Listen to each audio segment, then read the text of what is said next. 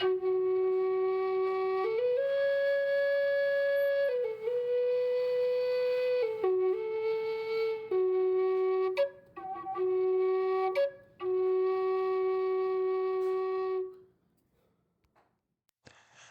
we get into today's conversation, I want to take a moment to set the stage.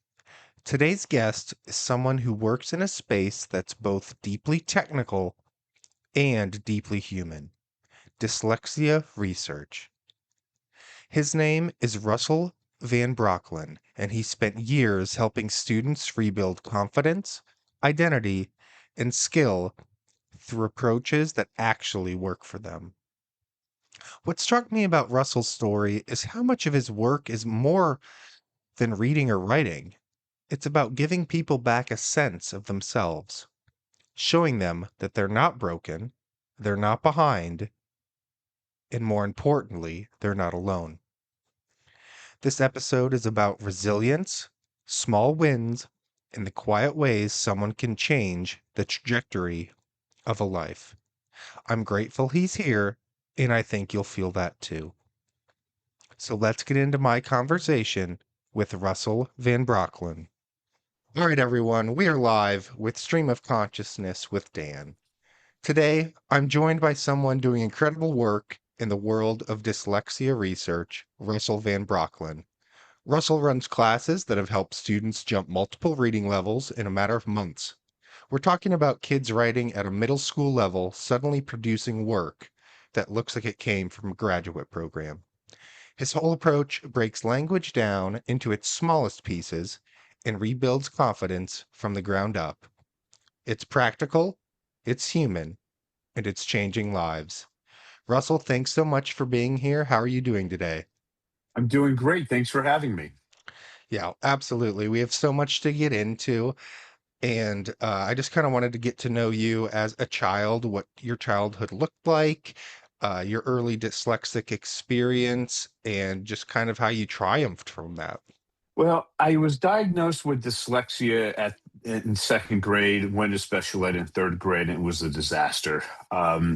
Finally, forced my way out for history in eighth grade. And despite a first grade reading and writing level, I found a way to push my ability to read for limited periods of time that was quite uncomfortable. I had hundreds on every test and every quiz.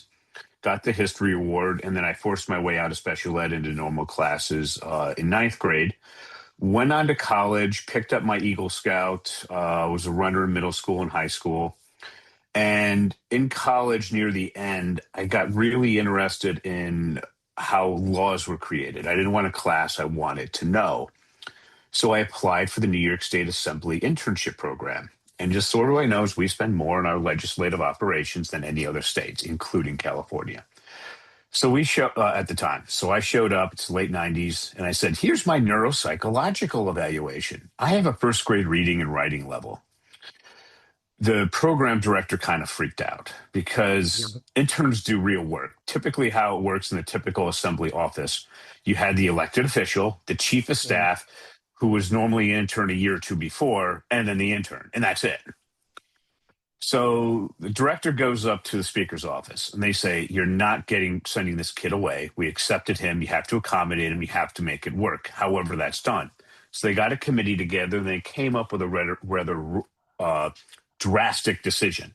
A big part of the assembly internship was your peer reaction with other interns. They literally pulled me out of the legislative office building and placed me in the Capitol, in the Majority Leaders Program and Council's office. When I walked in, I could see why they did it. There were three administrative assistants who could help with my horrendous writing. This office ran the assembly day to day. They had no clue what to do with an undergrad. They dealt with grad students, which were real internships, not go get the coffee and answer the phone nonsense. So I had a tremendous internship. When it came time for the academic portion, they gave me a very standard accommodation, which was for me to do, instead of a 20-page or 30-page paper, they had me do hours-long presentation with a long Q&A session. At the end, Oh, they gotcha. recommended 15 credits of A minus, which they sent to the flagship campus for the State University of New York system, SUNY Center at Buffalo, and to their political science department, who looked at these massive accommodations and said, we don't like these. So we're lowering your grade from an A- for 15 credits. Guess what they lowered it to? Oh, a D. Nope, 15 credits of F. They flunked Oh, me. geez, they flunked you. Oh man. Yes. Do you have any idea what that does to a GPA?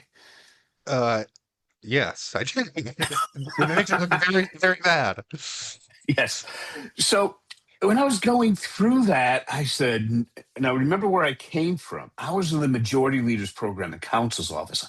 I stayed nights, stayed weekends, worked with these people. They knew me, they liked me.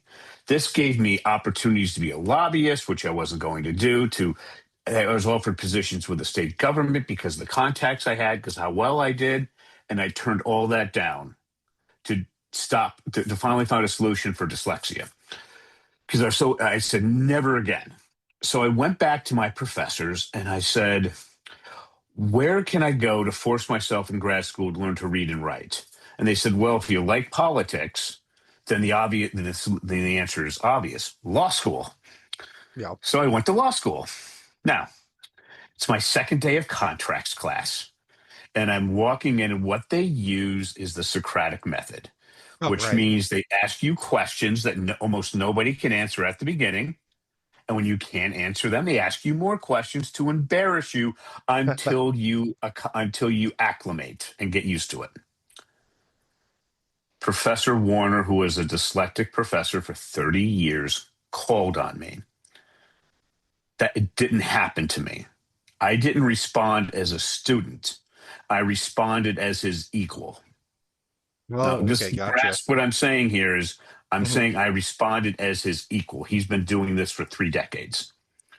So he's asking me questions. I'm answering him. For the first time in my life, everything organizes, everything gets clear. I know where he's going multiple moves ahead of time. He knows where I'm going multiple moves ahead of time. It goes on for 5 minutes, 10 minutes, 15 minutes. He's never heard of this. He's never experienced this. He said at the end of 15 minutes, he had to move on. I couldn't be any more correct. My classmates who stayed in law school said, even to this day, they can't argue like that, not to a professor, not in their area.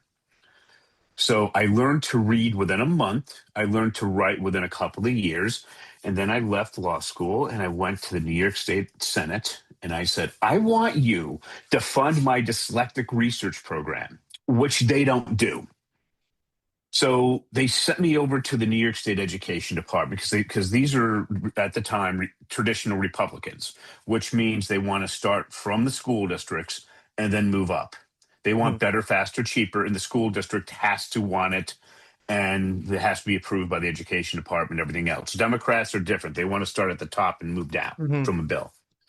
So I go over to the education department from the majority leader's office of the New York State Senate, and they're trying to get rid of me. They say, we want a distinguished professor in psychology to evaluate this.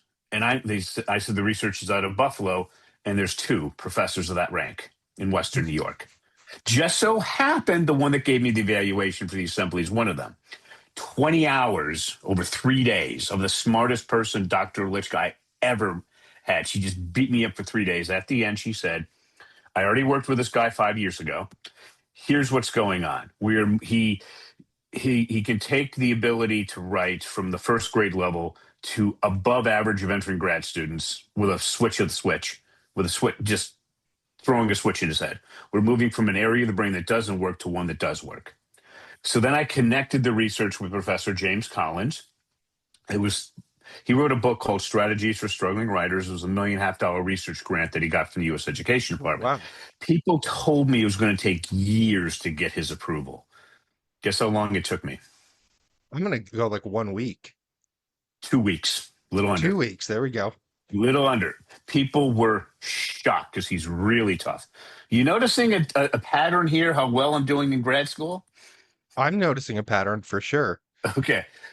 You're going to want to keep that pattern in his mind as we go forward. So, what happened is then I applied for a university wide competition and got $15,000. So, then the first student we worked with, I have permission to use her name, it's Michaela. Michaela, now I want everybody to know I cheated. I I wanted students like me to start just to show what could be done. So these students Hmm. were highly motivated, highly intelligent. Yeah. I wanted to see what we could do with the ideal.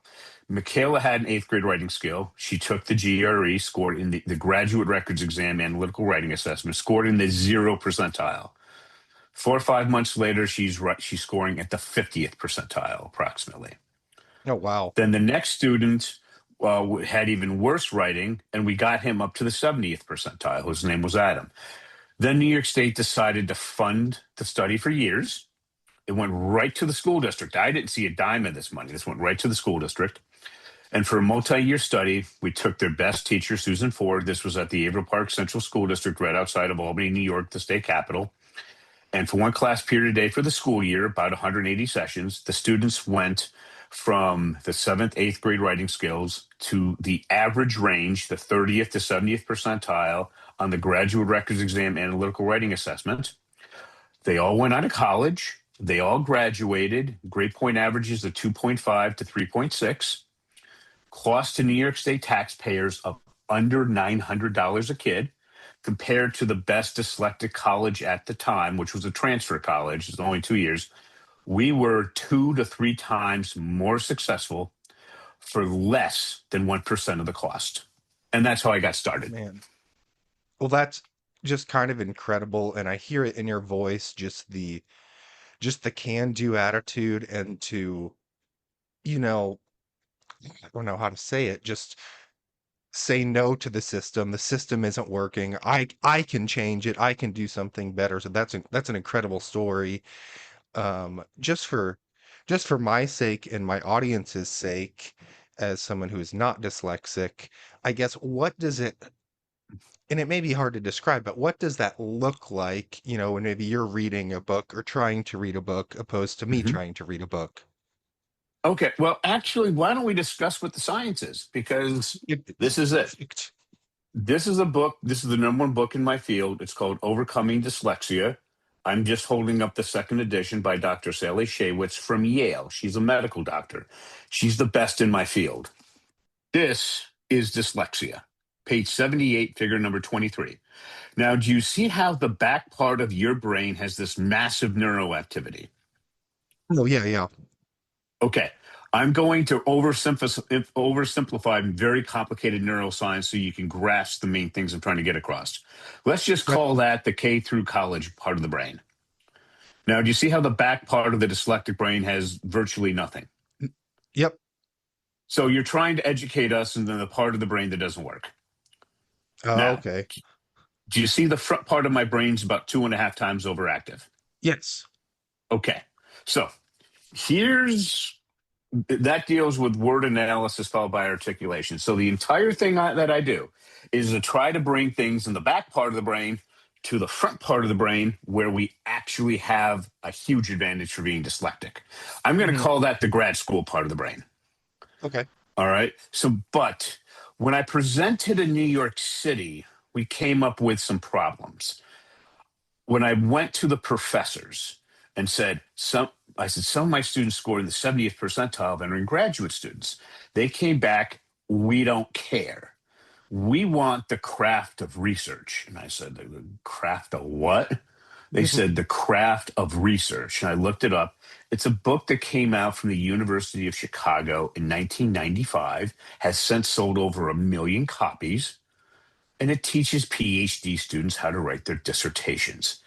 And Wow. the professors, I'm not joking, want these skills taught in high school. And I'm Hmm. like, you want me to teach high school dyslexics how to do essentially grad level stuff? And they said, yes, or we're not interested in them. I said, okay.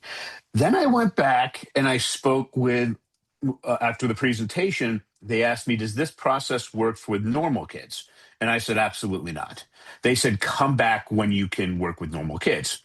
So after looking at those two demands, I came back 8 years later. All right. So what I Hmm. looked at, yeah, it took me 8 years to come back. Okay. So looking at the combination, uh, the craft of research is based on two things: context, problem statement, and solution. I'm going to go over context, which is getting people on the same page.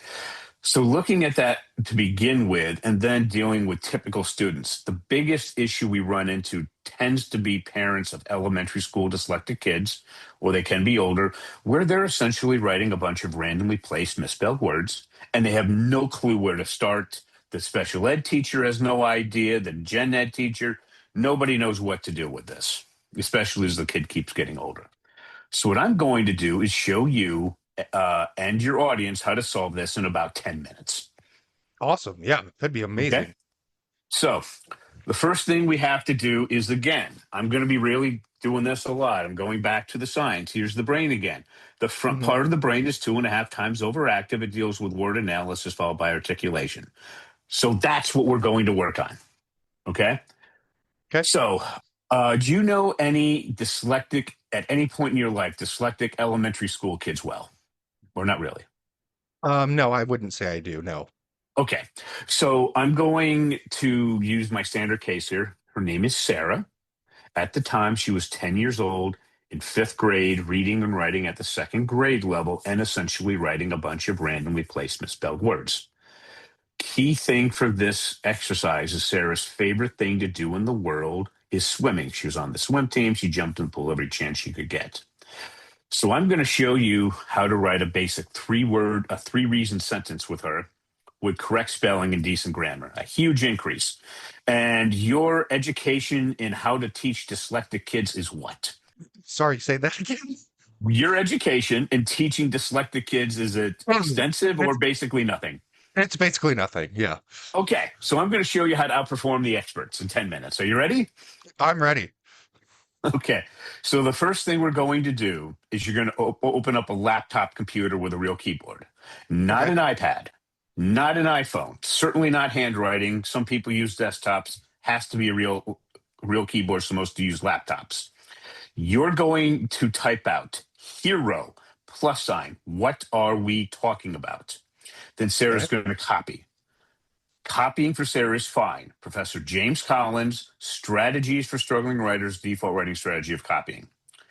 So we got we got hero plus sign. What are we talking about? We're going to swap out hero for Sarah. Sarah plus sign. What are we talking about? Then we're going to go to a list of 10 things that Sarah really, really likes and 10 things she really, really hates. Okay. Then we're going to swap out the first thing on the list that she really likes, which is swimming. We're going to swap it out for what are we talking about? So we got Sarah plus sign. What are we talking about? We're going to swap that out for swimming. So we got Sarah plus sign Plus swimming. See how we swimming. got Yep. there? Yeah, I did. Okay. Okay. Now we got Sarah plus sign swimming. We need to swap out the plus sign for a word. Now I'm going to ask you two of the simplest questions you've ever been asked. Please note I said the simplest questions you've Okay. ever been asked. If you follow them exactly, this works. If it doesn't work.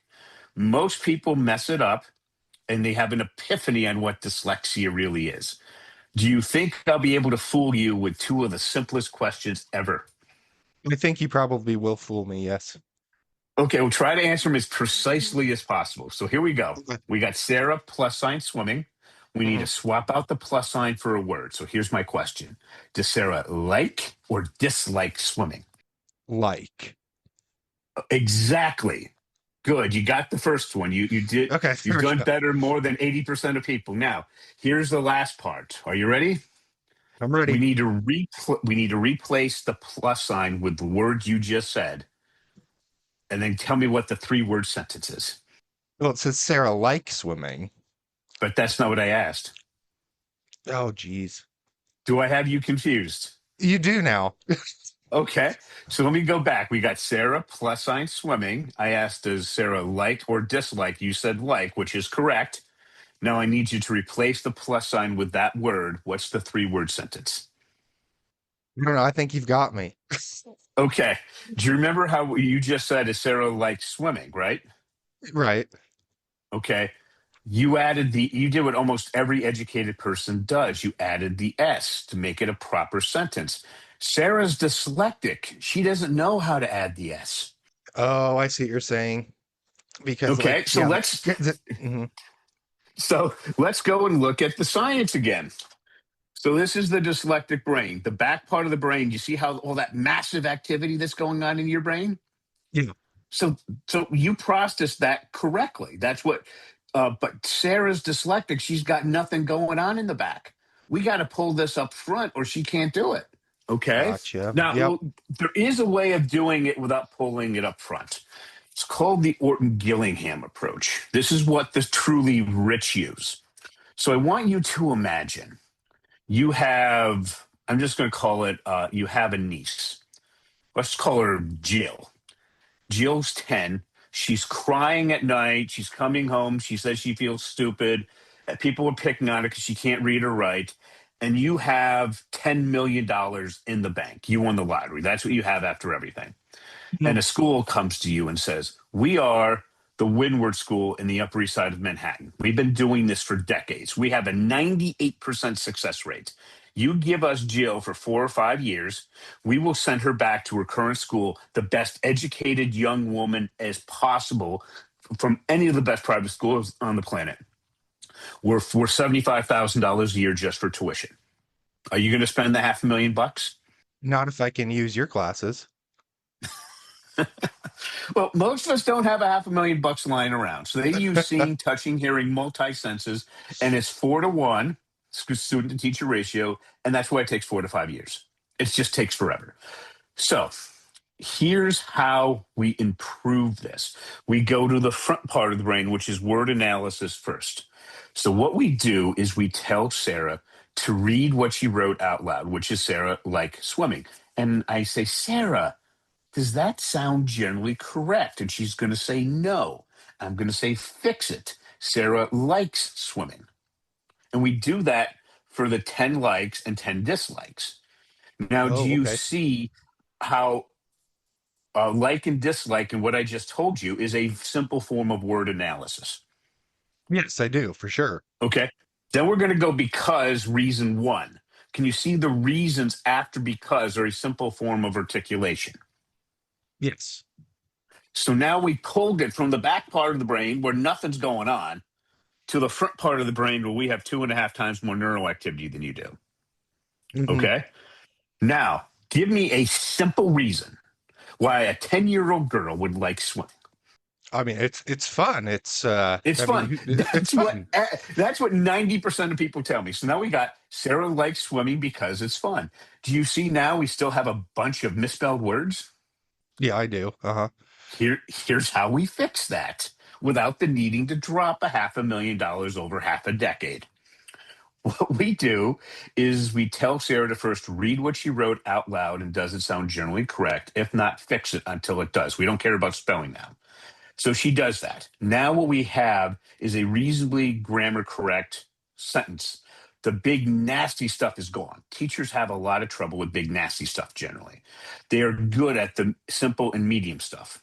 Okay, so that's what we've now done. Then we tell Sarah drop a period, and if there's a misspelled word in any part of the sentence, she's got to retype the entire sentence.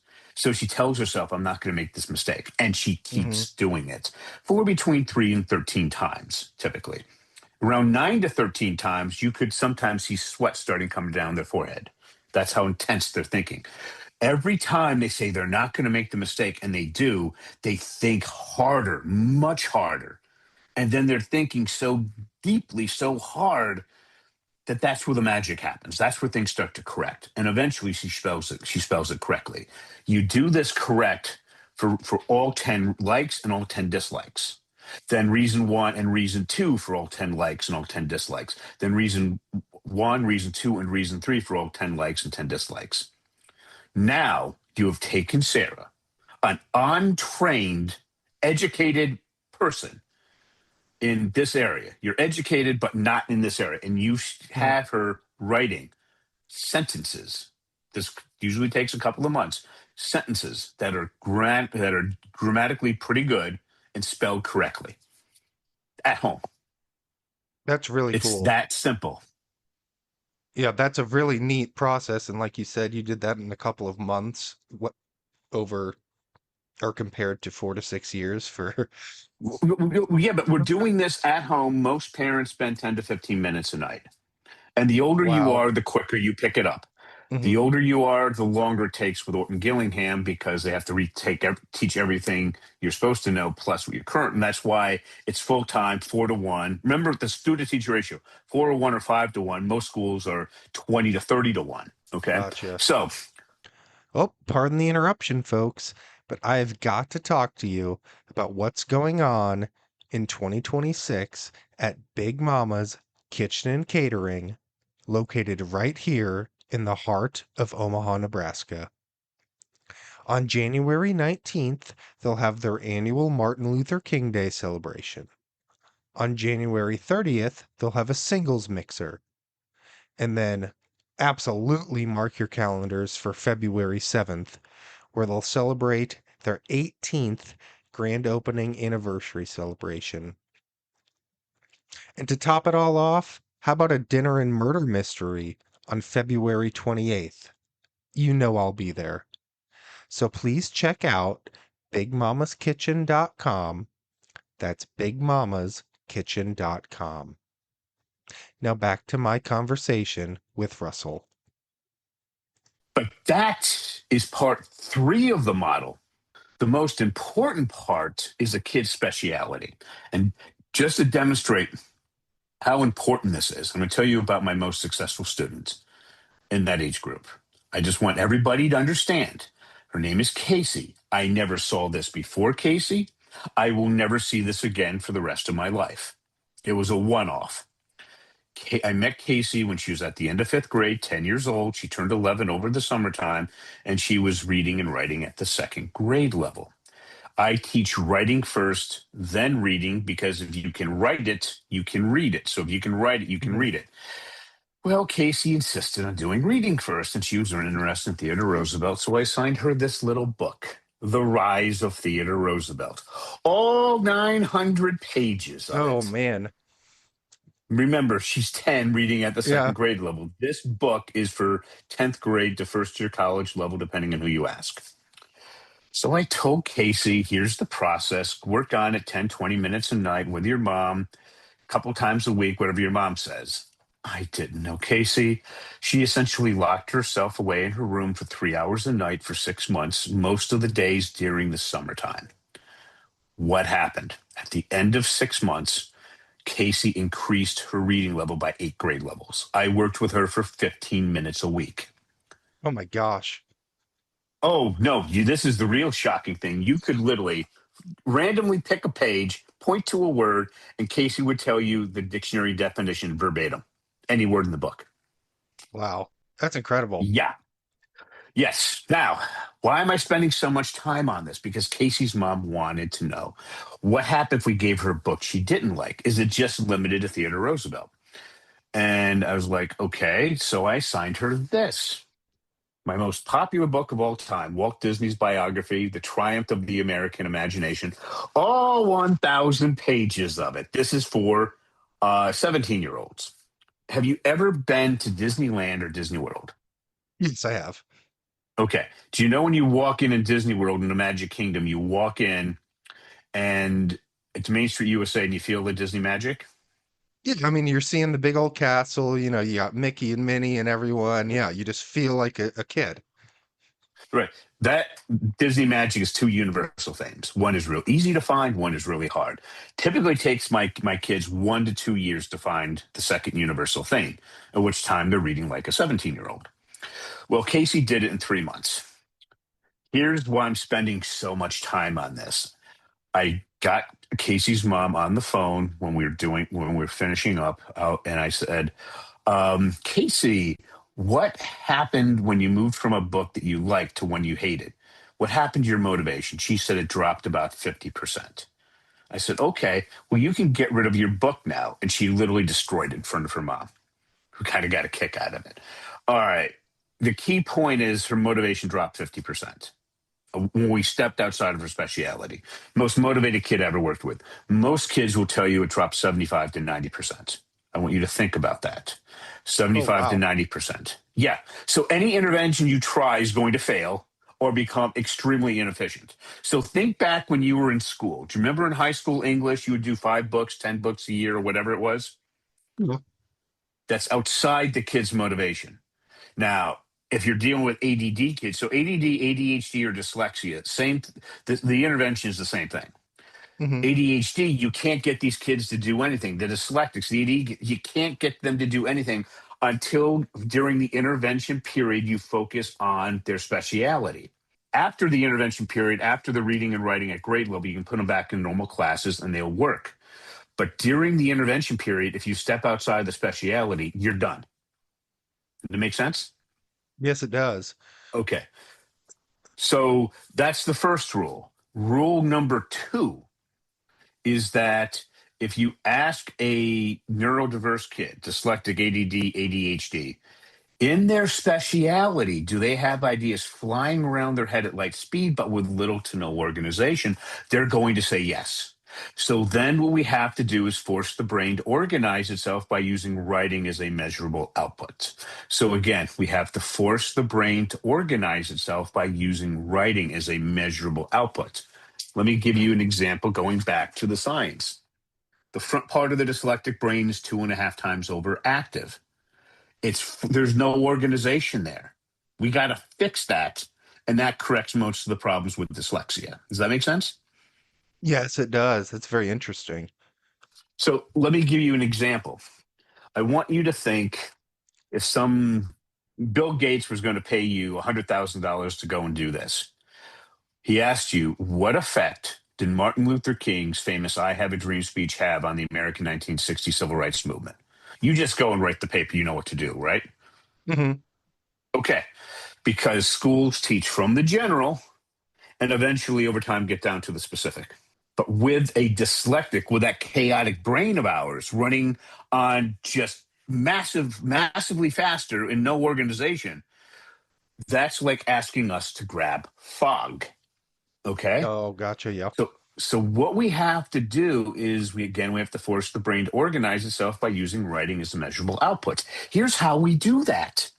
We ask a specific to a general question. So in Martin Luther King, we would ask what personally compelled Martin Luther King to want to give his famous speech.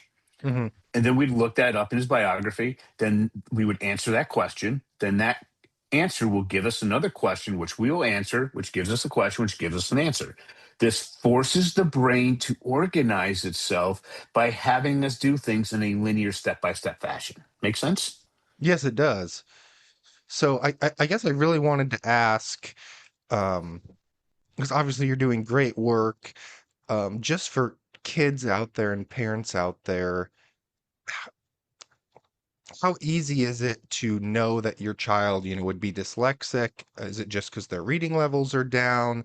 Or just what kind of simple advice would you give to parents or, children suffering from dyslexia, knowing that they're not alone? Okay. Well, before I answer that, let me just tell you what the model is. When you're doing the intervention, it's focusing on the kid's speciality, teaching them from the specific to the general, word analysis followed by articulation. And to partially answer your question, what people tend to ask me is, how effective is this? I can't tell you for the vast majority of my clients because they want absolute privacy, which I absolutely respect. But December 27th of 2024, I met Kimberly on Facebook, and she said, you can use us as an example. I'm actually writing a book on this now, which we're almost ready to publish. Hmm, cool. Kimberly is a homeschooling mom. She has some college. She taught Reed's three brothers and sisters to read very well using traditional methods. Reed at this time was 10 years old, and she failed. She felt horrible. She felt guilty. And just so you know what the numbers are, she spent $700 just within 2 weeks before this for the state of Ohio to see how her kids are doing. Reed was in fifth grade, 10 years old, reading at the 11th percentile, writing at the fourth percentile. She worked with him for an hour and a half a week for the rest of the school year, about 5.5, 6 months. I'm not going to tell you the results there because there's better data. Over the summertime, Reed's friends said, we want you to come to public school to be with us socially, to be with us for classes, for lunch, and all that stuff. Now, what do you think's going to happen to a kid reading at the 11th percentile and writing at the fourth percentile. Is he going to be in normal classes with his friends or in special ed? He'd be in special ed. Yes. Well, so he comes in at the beginning because they started early in Ohio. In early to mid August, they tested him in school. Mom's miles away. This is in school testing. He increased his reading to the 64th percentile and his writing to the 65th. It's been about a semester. Reed is getting generally A's and B's, and he's doing just fine. Here's how good Kimberly did. She spent less than half the time a week working with him that the school would have, taught him over 7 times faster. She has done what every parent dreams about. She solved it herself with no need for $75,000 a year private schools. Oh man, those are incredible stories. So I'm glad you're sharing those with me. Um, so I did want to mention something. I listened to a podcast. He's actually a comedian, but he brings on a lot of special guests. And there Mm-hmm, is a guy by the name of Rashawn Gary. So I'm a huge football mm-hmm, fan, and he plays for the Green Bay Packers, and he's dyslexic. mm-hmm. And so he kind of was sharing his story, and the NFL does something uh, on a week during the season called My Cause, My Cleats, and he chose to support Made by Dyslexia. So I don't know if you're a supporter of that organization or if you could just kind of talk on that because I thought it was a really neat story. Well, when I look at things, there's a lot of good organizations that support dyslexia. My point is, I was all about how do we accommodate this? Mhm. And that's where I think everybody's starting to make a mistake because I want you to think about what accommodation means. Let's again look at the science. Okay. Yep. So let's just talk about K through high school. That's the part of the brain where we got essentially virtually nothing going on. Yours is going crazy. Okay. Our brains are completely different. Schools are not trying to make it hard on neurodiverse kids. It's just 80 plus percent of the kids are not neurodiverse. So they make it for them. So let me ask you in your education, I want you to think back to when you were going through like high school, college, grad school, that sort of thing. If you did two things, if you planned your study habits properly, gave yourself enough time, when you were supposed to do it, how you were supposed to do it, and you're doing it effectively. And number two, you worked really freaking hard. You were not only successful, you were probably really successful if you did that. If you didn't, the wheels came off and you did bad. Is that basically how it worked for you? I mean, I would say so. Yeah, I was a pretty successful student. I would always plan everything out and, do Mhm. what I needed to do. And then you worked hard and you were successful. So all you had, and if you wanted to do even better, you would plan out more carefully and work harder, and your grades would go up as you would expect generally. Was that about correct? Yeah, I would say that's accurate. Okay. Now a dyslexic kid could decide, let's say you're in college and they say, I'm dropping back from 15 credits to 6, and I'm going to spend 3 times as much studying for each class, and they could still flunk because the part of the brain that measures nothing's going on back here. So the schools aren't trying to be hard on these neurodiverse kids, but these accommodations are kind of like this. What sport are you really, really bad at? For me, it's basketball. I'm horrible. Oh, man, I would say like tennis. Like tennis, Okay. just terrible. Okay, so let's say we're going to accommodate you. We're going to give you the most expensive, best tennis racket, the best tennis shoes, the best private coaching, and then we're going to put you up against somebody who's really good, and we're going to give them used Walmart equipment. Is it going to matter at all? Nope. Nope. Okay. So I want you to think about all of these dyslexia organizations. They're trying to help, they're trying to accommodate all this stuff. And just like that, it's not working. So we have to solve the problem. All right. Now, what I just told you was great for getting kids to do things at fifth grade. But now we have to take the next step up the craft of research. for advanced context. So I'm going to show you how I'm getting Reed and other students to write high school level to college level body paragraphs with adding a few more steps. Are you ready? I'm ready. Okay. So now I first want to ask you, have you ever, first of all, how far did you go in your education? I have my master's in business. So you have an MBA. Yes. Okay. How did you do in your MBA program? What was your grade point average roughly? I think it was 3.81. 3.81 in a master's. So you represent one of the most educated percentile of people in the United States. Most people, most average people cannot go into an MBA program and get those grades. I don't care how hard they work. Hmm. Okay. So here's my question. Have you ever heard of applying a warrant to a body paragraph? No. Okay. Virtually nobody outside of the PhD level knows what this is. So I want you to think back to your days in your MBA program. You had to write a lot of papers, right? Mm. Now, did you ever find that when you're doing your topic sentence and connecting it to your data, it didn't really flow really well? Yeah, I could definitely see that looking back now. Okay.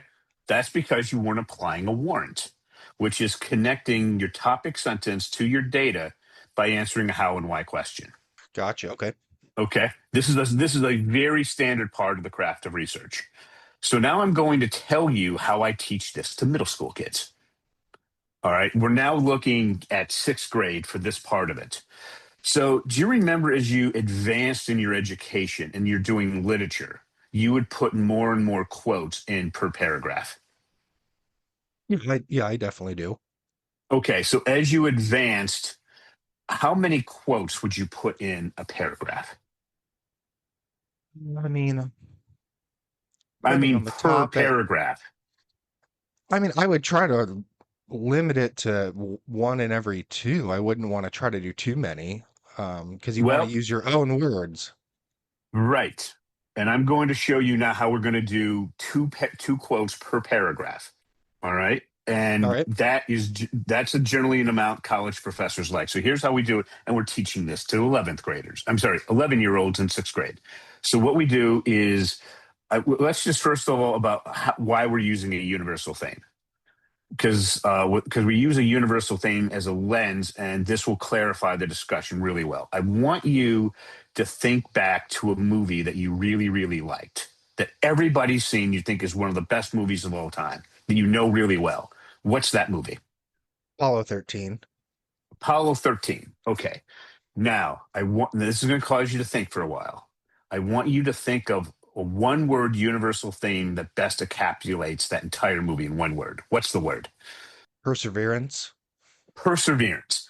Now, do you know how a lot of, when you look back at reviews at the time, a lot of Ivy League educated reviewers will tell you this happened, and this happened, kind of ruining the movie? Yeah. Okay, here's how you write better than somebody who went to Harvard. You would take your universal theme of perseverance and then say, how did the actors do with that universal thing? And you discuss the ones that you find most interesting. How did the director do with that universal thing? How did the screenwriter do with that universal thing? And then you write up your review. Now you're telling people what you think of the movie so they can really get a much better idea if they want to see it or not, but you're not ruining it for them. You're using Hmm. perseverance as a lens. Does that make sense? Yes, it does. Here's the problem. It's such a broad word, it's really hard to really focus. You can only do general. We need to get really specific and to really focus. Does that make sense? Yeah. So, what we do is here's the general process. Again, we're talking about English class and literature, and you can apply this to other things, but that's what I'm focusing on. For any story, any book we read, we have a hero. The hero wants to accomplish something. So we write out what that is. Maybe it's a sentence, maybe it's a paragraph, maybe it's a lot more. For each sentence, we find the most important word. And then we then filter it down to the best, most important word. That's our base universal theme. The problem is, like the universal theme for your movie review, it's really broad. We have to get something much more specific, much more you. Does that make sense? Yeah, it does. Okay. So what we do is we go to these, we, first of all, we have to do, remember, we're going back to the science here. Front part of Hmm. the brain is massively overactive. It's word analysis followed by articulation. Here's my question. How can we do word analysis? We don't know what the word means. You can't. You can't. Exactly. So what we do is we take that your base universal theme, your most important word. I'm not going to call that the base universal theme. You're going to type that out. You're going to go to Merriam-Webster's online dictionary, pick out your definition, and then you're going to type that out after the word. No copying and pasting. No copy and pasting. You got to type out the word and the definition. For you, how many times do you have to type out the word and the definition until you know it permanently? Well, man, I don't know. Maybe I have a pretty good memory. Maybe five. Maybe five, 10 for some people, 15. It's some number, right? Hmm. So as you're going through this process, as these dyslexics go through this process, at some point, after they do this so many times, they're going to know the word and they're going to know the definition. Over a course of months, they pick up a vocabulary of hundreds of evolved words. Then, remember, they're doing this at 11 or 12. But when they're 16, 17 taking their SATs or the ACTs, the verbal section is just a vocabulary test. Right. They don't, my kids don't need to remember hundreds of words at that point. They remember them when they were in middle school. They remember 70, 80% of the definition. Drives their peers crazy because they don't have to do it now because they did it before. And this also is the basis for them to jump up their reading level monstrously. Okay.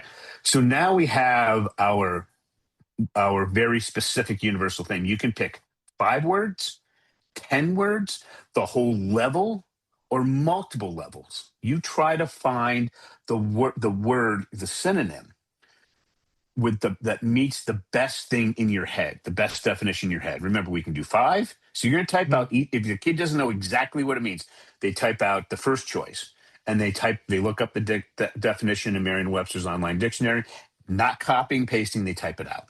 Hmm. Okay. And they do that for 5 words, 10 words, the entire level, multiple levels. It's up to the instructor. All right.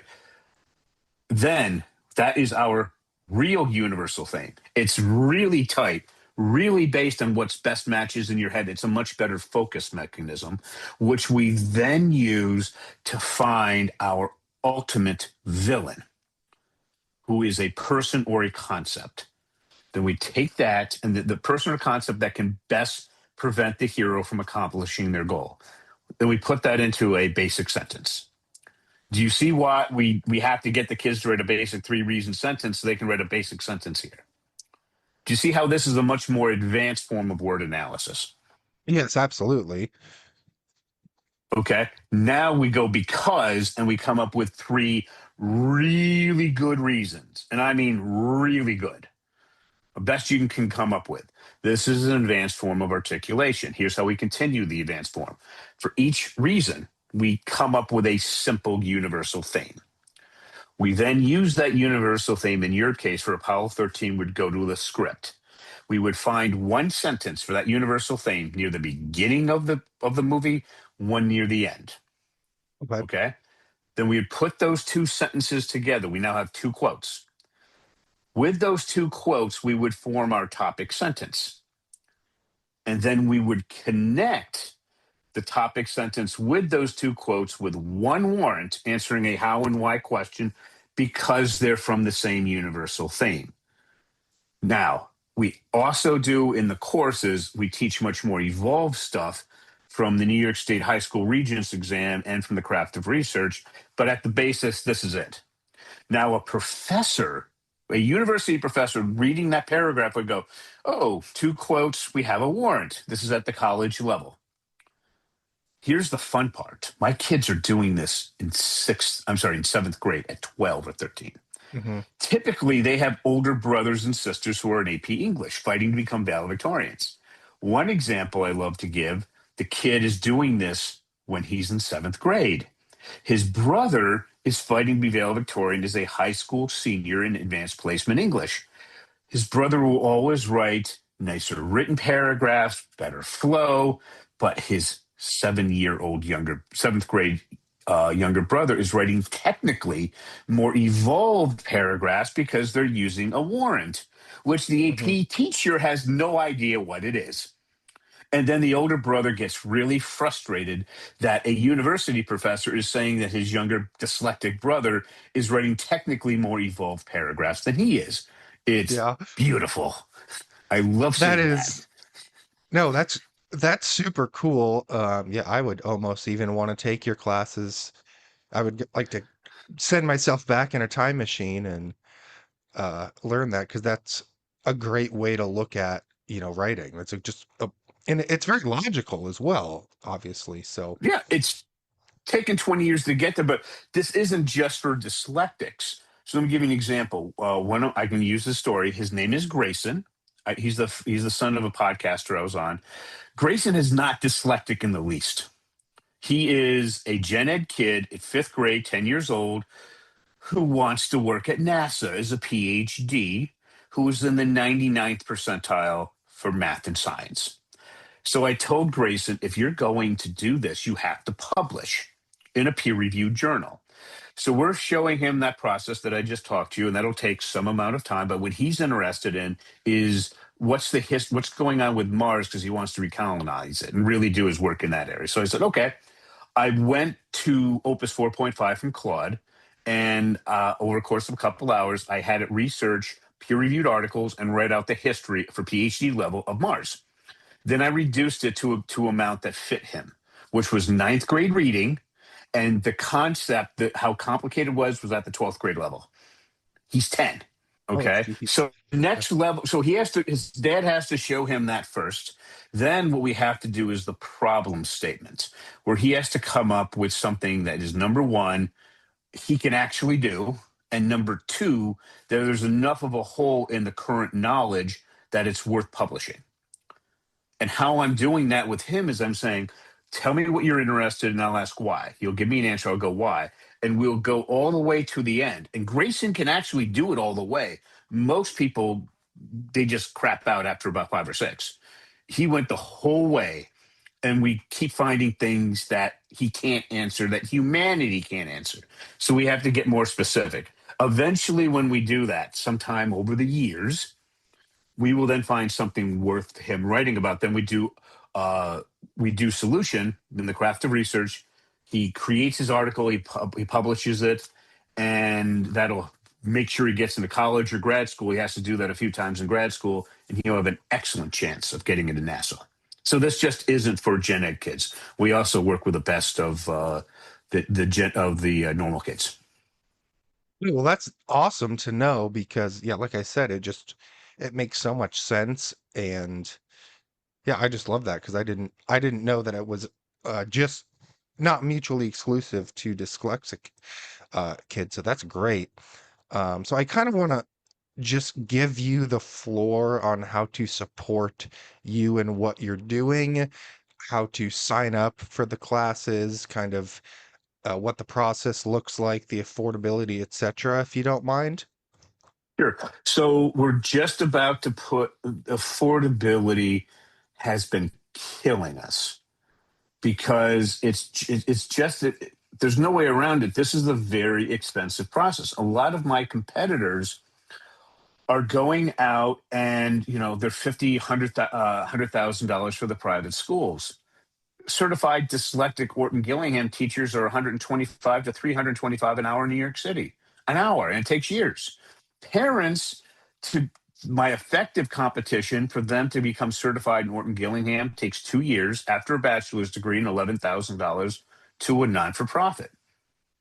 Who the heck has this? Yeah. All right. So what we do is we're moving to put what we're doing onto a learning platform called School, SKOOL.com. And we'll have our first course up there in about three to 4 weeks. And that's the Okay. basic sentences. And then we're adding one just so the parents know who's putting it up. I have two that are putting it up. One is she's an adjunct professor in curriculum design for graduate students at Grand Canyon University. The other one, her name is Angela. She's a certified in Texas special ed, elementary school teacher, K through sixth grade. She taught for over a decade. She retired when her 13-year-old daughter was born, and she's been teaching this to her son August. So she's a homeschooling mom. So she's putting up one as well. We're pricing it at $147 a month, but we are also giving you a weekly webinar where we're there. We ask you to send your questions by Saturday night, and we put them together and we answer them because people tend to ask very similar questions. And Hmm. then we stay there to answer your as many questions reasonably possible at the end of the session. Oh, All right. cool. So That's we'll stay awesome. longer. Yeah. Nobody else does that at that price point. And then you stay with us for as long as you want to stay with us. We're going to put up at least 6 classes, and that would take the first 4 will take you through what we're doing with the advanced body paragraphs. The last 2 will basically prepare students to be really level for college, because that's what the professors wanted. They wanted the problem statement and the solution. At least they want them to understand the process before they come to college. And I've been told that for 20 years, and we're going to have that available. Mm. So you can stay with us for as long as you like at something that's affordable, especially compared to my competition, which is just way more expensive than that. That is so neat. I love that. Like I said, I came across your story and I was just so excited to talk to you. Before we sign off, I just wanted to end this by just asking maybe how, obviously you grew up very dyslexic. There's, you know, I don't know what is the percentage of children with dyslexia? Okay, if the real percentage breakdown is dyslexics represent the worst case, I'm going to include dysgraphia in there. It represents the very worst case. That's about 5 to 10%. If you add ADD, ADHD, you're going to push that to 15 to 20%. Okay. So how would you, I guess, what advice would you give just to have confidence knowing that, I mean, they probably feel a little bit, I don't want to say the word dumb because they're obviously not dumb, but they're made fun of. You are behind in school. So just how to give them confidence even before they start, uh, using your classes or getting better. Okay, do you ever watch Shark Tank? Oh yeah. What percentage of the 6 sharks, how many do you think are dyslexic? Remember, 33. true dyslexia is 5 to 10% of the population. So how many do you think of the 6 sharks are dyslexic? One. 3, half of them. Oh geez. Who are they? Barbara, Damien, and Mr. Wonderful. I did not know that. That is, well, that's Yeah. just okay. So that's, I guess that's really cool because kind of like what I talked about with my Rashawn Gary thing is, just because you're dyslexic doesn't mean you can't be, a freaking shark on Shark Tank and Okay. be a Let me go to one more impressive. It's been argued by a lot that our most successful filmmaker for both box office and Oscars over the past bunch of decades was Steven Spielberg. He came out that he's dyslexic over a decade ago. There That's is no incredible. way he could do.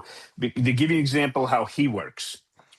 Remember a movie called Minority Report I've heard of it. I don't know if with I've Tom seen it, but I've Cruise? definitely heard of Yeah, it. the script was so horrible. He had to keep putting it off. At the time, he worked with a guy called Walter Parks as a producer, but Walter Parks was also a Yale educated writer. He's in the Screen Actors. He's in the writing union in Hollywood. Okay, so Spielberg can see visually what he wants. Hmm. Writing, nothing, no idea. So he uses a lot of writers to fix things the way he wants them. Parks literally took that script and just to make it workable took him years. And then we Wow. had we had that. It was a successful movie. When you look, I'm not talking about the last Gladiator that was just kind of not as good, but the original Gladiator with Russell Crowe. Oh, that's a great movie. Yeah, because Parks took that script and literally rewrote it until it was near perfect. All right. Mhm. So Spielberg needs writers like that. And he Mhm. will use, like when he did Saving Private Ryan, he talked to the guy who did the original screenplay, and he said, "Is there anything you don't like about the script?" And he said, "Well, I think he thinks that Ryan has to die in the end. And Spielberg said, "You're darn right he has to die," which means on a Steven Spielberg movie, that's what happens. All right. He had so many different writers coming in, writing different sections, rewriting this, making it so Tom Hanks was happy. All right. And then the movies work. But he has that collaboration effect because he knows what's going on in his head. He's like when he edits a movie, because he only shoots film, he does not do digital. He leaves almost nothing for the cutting room Mhm. floor because it's in his head. He will go back in his prime. What would take a really senior top director a year to do one major movie, he would do three Oh, wow. because he said he had to keep moving from one to the next because otherwise he focused too much. Mhm. It was so that's how he had it. And then he would take years off and then he'd come back and do it again. So being dyslexic in the age we're in is a huge advantage. And now that you have artificial intelligence, it really helps us out tremendously. Here's what I want everybody to understand. If you know the craft of research, I had a client who called me up. This was in the summer of 2024. He said he hated AI. His boss loved it, and he said he didn't know how to do his first assignment. And I said, I taught you how to do this. You learned the craft of research you practice in college. I said, go and do context with the problem you're working on. And he came back and he said, okay, I did it. I said, go do the problem statement. He comes back, I hate this. I said, welcome to the adult world because he Yeah. knows nothing about it. He's talking to it. He's typing on it. He's just going back and forth like crazy until he figured it out. Then I said, go do solution. Boss freaking loved his work. Okay. Within a week or two, he's training his colleagues, his peers, on how to do AI. He said, for context, this is what's going on. Here's what we did for problem. Here's what we did for solution. They don't know what he's talking about. He said, the craft of research. They don't know what that is. So he had to teach them context, problem, solution, and how to make it work on the freaking artificial intelligence. He said, I don't know what the heck I'm doing, but apparently they're very happy with it. That's how Oh, man. powerful this stuff is. Well, that is amazing. We've had, I think, an incredible conversation. We're going to wrap it Mhm. up. I've learned so much, and I can't wait to share your message with my audience. And I hope you share it as well with your audience. Mhm. And I just appreciate your time. So we're going to sign off. And this was my conversation with Russell. Thanks everyone for listening to Stream of Consciousness with Dan. If today's conversation resonated with you, or if you know someone who might connect with it, please share this episode. You can follow the show wherever you get your podcasts, and if you want to support what I'm building, here's a link in the episode description where you can do that. Even a small contribution helps keep this going and bring on great guests like Russell.